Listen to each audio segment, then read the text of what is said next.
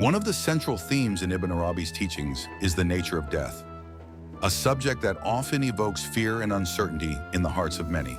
However, Ibn Arabi viewed death not as an end, but as a passage, a transformative journey that is intimately tied to the nature of existence itself. Through his mystical and philosophical writings, especially in his seminal work, Fusus al-Hikam, the Bezels of Wisdom, he offers us insights into the mysteries of life and death, challenging conventional views and urging us to see death not as a cessation, but as a return. Death as a return to the divine. Ibn Arabi's perspective on death begins with a radical idea. Death is not the cessation of life, but a reunion with the source of all being. He said, death is not a disappearance, but a return to the origin from which the soul has emerged. In this view, death is not something to fear, but something to embrace, for it is the soul's return to its ultimate home, God. Death is a transition. Unlike the common view of death as a final and irreversible end, Ibn Arabi encouraged his followers to understand death as a transition. He believed that the soul is eternal and that the physical body is merely a temporary vessel through which the soul experiences the world. The soul in its essence is not bound by the limitations of time and space. Death is simply the moment when the soul is liberated from the body, returning to its divine origin. This idea resonates deeply with the Sufi tradition, which teaches that the soul's purpose is to experience the world, grow spiritually, and eventually return to the divine. Death, rather than being an unfortunate event, becomes a glorious return, a reunion with the source of all life, the Barzakh, the intermediate realm. But what happens after death? Ibn Arabi presents the concept of the Barzakh, the intermediate realm that exists between life and the afterlife. According to his teachings, the Barzakh is a state where the soul lingers after death, awaiting the final judgment. In Fusus al-Hikam, he wrote, "The Barzakh is the realm of waiting, neither heaven nor hell, but a space where the soul experiences the consequences of its actions. Yet it is not fully immersed in the eternal realities of the afterlife. This intermediate state is neither ultimate bliss nor eternal suffering. It is a suspended reflection, a reckoning where the soul comes face to face with the fruits of its earthly deeds.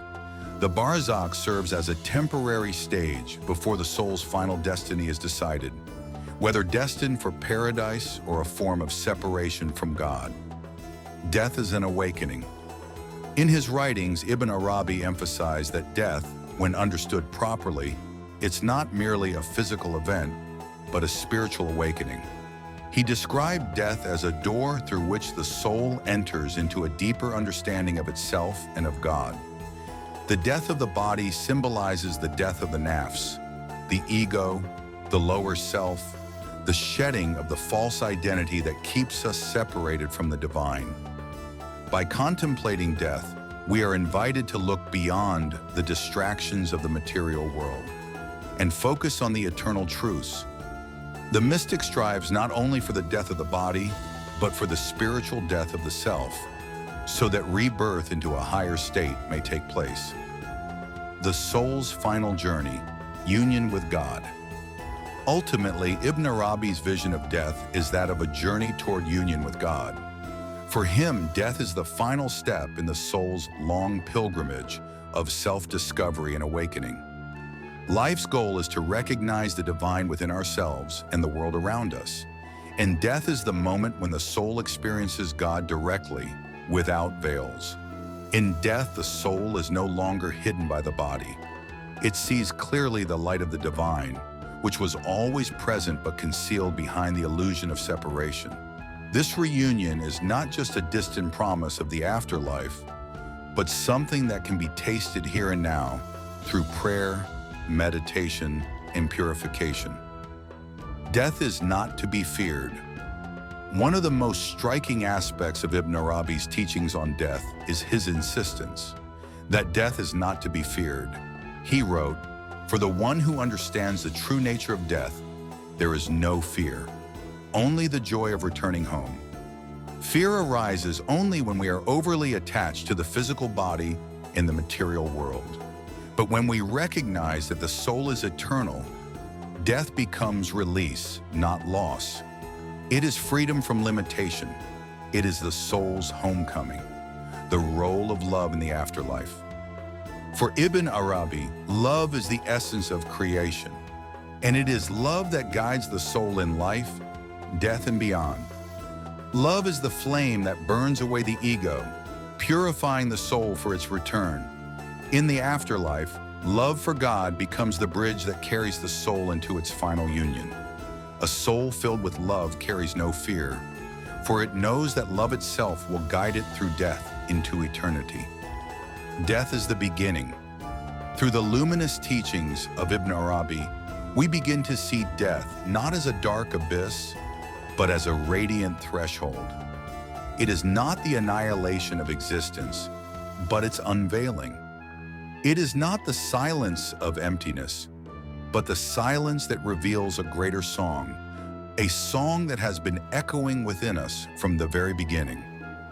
Death is not to be feared, because death is not the stranger we think it is. Every night when we sleep, we taste a shadow of it. Every time the ego dies within us, we live a fragment of it. And every act of surrender, every tear of prayer, every moment of love, these are all rehearsals for the final return. For Ibn Arabi, life itself is a journey of return.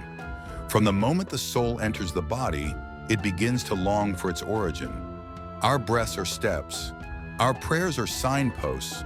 Our love is the compass that points us home. And when the final moment comes, it is not the end of our journey, but its fulfillment. The long-awaited reunion with the divine, who was never far, but closer than our jugular vein. To live with this understanding is to live differently. It is to walk lightly in the world, knowing that possessions, status, and appearances are only passing shadows. It is to love more deeply, knowing that love is the only thing that survives the grave. It is to forgive more easily, because all separation is temporary, and soon we will return together to the same source. Death, then, is not the closing of a door, but the opening of the truest one. It is not a fall into darkness, but an awakening into light. It is not loss, but arrival.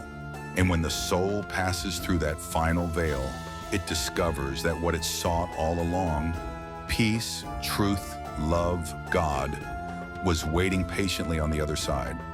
So let us not live with fear, but with readiness. Let us not see death as the enemy, but as the most faithful companion who will one day lead us back to the beloved. And when that moment comes, may we not cling to what is passing away, but surrender with grace, whispering as the saints did before us. To God we belong, and to Him we return. If these words touched your heart, help us spread this light. Like this video, share it with those who seek truth, and subscribe to NoorDeen for more journeys into Sufi wisdom and Ibn Arabi's timeless teachings. Turn on the bell icon so you never miss the next reflection.